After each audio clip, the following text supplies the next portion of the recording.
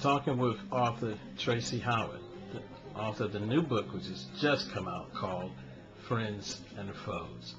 And explain that title to us, Tracie. Well, Friends and Foes, the whole idea is faux, F-A-U-X, which en français means fake. So they're friends, and then they're people that really aren't your friends, that just pretend to be. It's a continuation from Gold Diggers, so you re-enter the lives of four characters who, I mean, Gold Diggers is a nebulous term. It's like everyone's looking for something. So your notion of a gold digger being, you know, the girl in the club chasing the baller isn't really what a gold digger necessarily is. It could be a socialite, you know, looking for the right husband, whatever that is. So we follow these characters and we live through all of their issues and, you know, looking for whatever, you know, the gold is at the end of their individual rainbows. In Friends and Foes, you pick these characters up where there's been a murder. In Gold Diggers, we don't know who did it. We have no idea.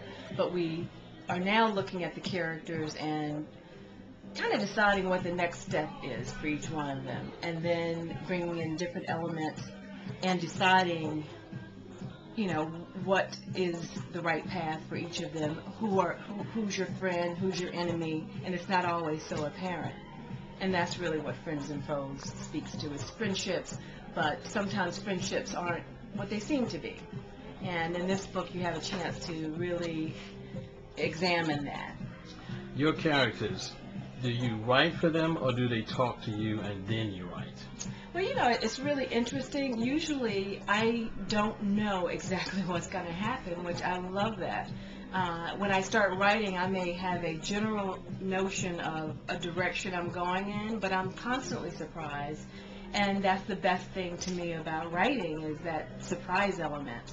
When a character does something that I just never would have thought would have happened, and then it does, and it's really kind of cool.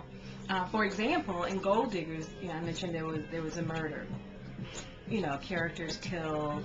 Is it an accident? It's not an accident. You know, there was foul play involved. But at the end of that book, I never answered the question, who killed Paulette. I never did. It wasn't really so relevant to the story. It was sort of like an apostrophe or, you know, an exclamation point. It was, you know, a side point to the story. So I really did not know. And everyone, you know, signing books, people would always say, well, who killed Paulette? I was like, I really don't know who killed Paulette. I never really thought about it. But in this book, all of a sudden I'm writing it, and I didn't know that I was necessarily going to solve that or answer that. But all of a sudden I'm writing, and I realized who killed Paulette. And it was so amazing that this character did all these things, but she did it. It was the answer, and she, in that instance, really spoke to me and told me what happened. I had no idea. But I love that. You know, it's really fun that way. Do you have your process set now in terms of how you write? I mean, this is like your seventh book, so what's your writing routine?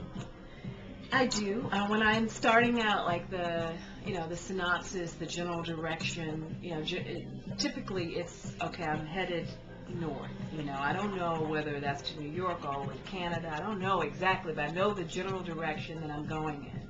And what I'll do is, in a broad way, write 3 pages about what the concept, you know, Friends and Foes, or Gold Diggers, or, you know, whatever the general concept is, and who the characters are, on some level, not really deep.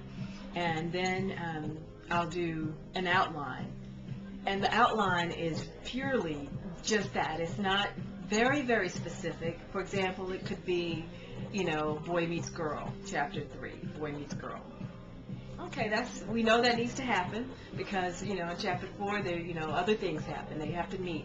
But I have no idea when I sit down to write how that's going to happen. So that's the fun part of it. It's just like I have a roadmap, I have directionals, but I don't know anything else. So everything else is revealed, and that is the fun part.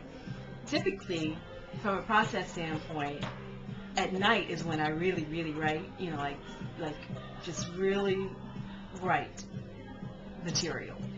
In the mornings, I edit because I'm not a morning person.